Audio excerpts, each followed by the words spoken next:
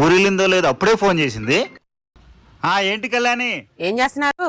అప్పుడే ఊరెళ్ళావా? పని మనిషికి నిన్ననే జీతం ఇచ్చేసాను. నేను వచ్చే వరకు పనిలోకి రాదు, వాళ్ళ అమ్మ పనిలోకి వస్తుంది.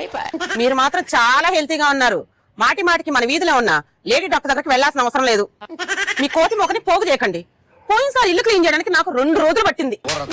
మీ మరదల పుట్టినరోజు పోయిన నెలలోనే అయిపోయింది. మన ఇద్దరం కలిసే విషయం చెప్పాము.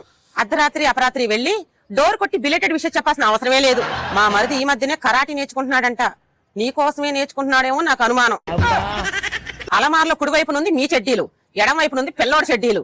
పోయినసారి కూడా ఆఫీస్ నుంచి ఫోన్ చేసి నాకేదో ఇబ్బందిగా ఉందని చెప్పారు, గుర్తుందా? మరీ మీరంత స్మార్ట్ గా రెడీ అవ్వకండి. మన వీధిలో ఉన్న రాధిక, జ్యోతి, స్వాతి వాళ్ళు ఊరెళ్లారు. నేను ఇంకేదో ఊహించుకున్నా. నా గురించి బాగా తెలుసు కదా, నేను ఊరు నుంచి ఎప్పుడైనా తిరిగి రావచ్చు. ఇది వచ్చినా వచ్చింది అనుమాన పక్షి.